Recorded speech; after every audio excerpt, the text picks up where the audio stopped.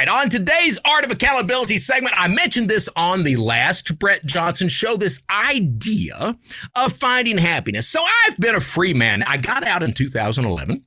My dumbass, I recidivated, went back for 10 months, got back out, finally turned my life around, which today, I got to tell you guys, I'm as happy as a pig in shit.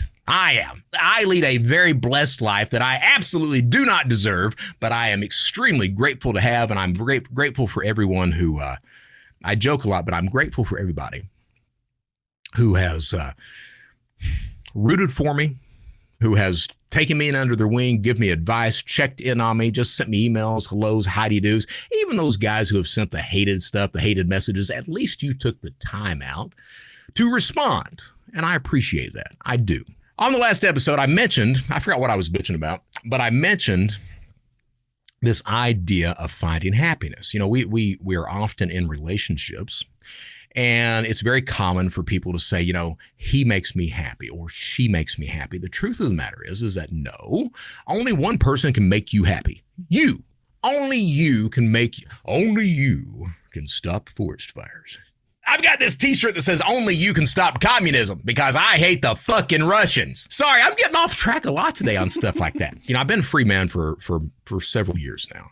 When I was in prison, I was often told that I had a severe lack of empathy for my fellow man.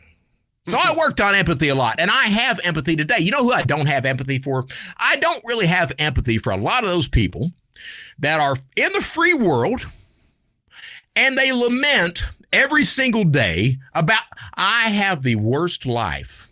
My life completely sucks. I don't know what I am, just things cannot get any worse. I don't have any empathy for that. I don't. And here's why.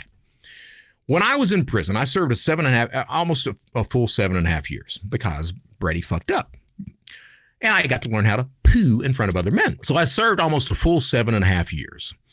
I met men there who had lost family, who had lost friends, who had absolutely no outside contact at all. Not only that, but they would never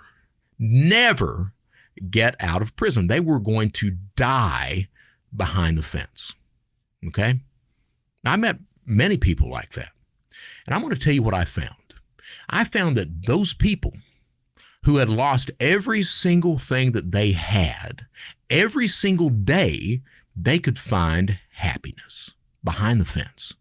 Behind the fence.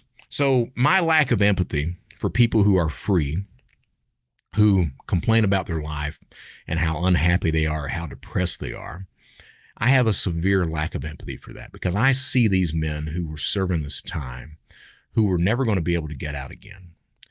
And every single day, they weren't sitting there. Now, yeah, they would cry sometimes, especially Christmas or Thanksgiving or something like that. You'd see a whole lot of tears on that compound. Rightfully so, and nobody would make fun of each other because of it. Because you know what? We were all hurting at that point in time. But every single day, I saw men on that compound that had already discovered that at the end of the day, no one makes you happy.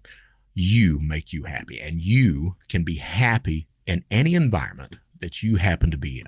If you, and I've said this before, if you have problems in your life, what you can do is you can pause, you can take a step back, look at it from the outside in, figure out what's going right with your life.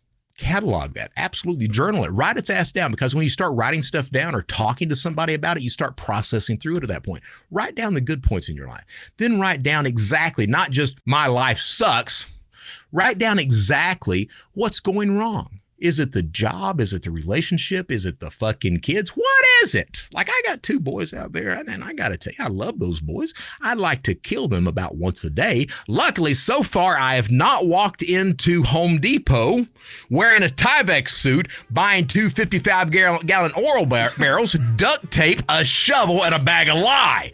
But I think about it a lot.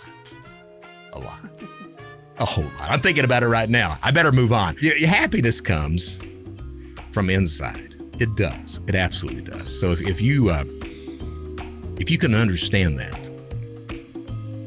if you can look at that and break it down into what's bad and what's good, and then understand what you are able to change and that change does not come overnight, you're going to be all right.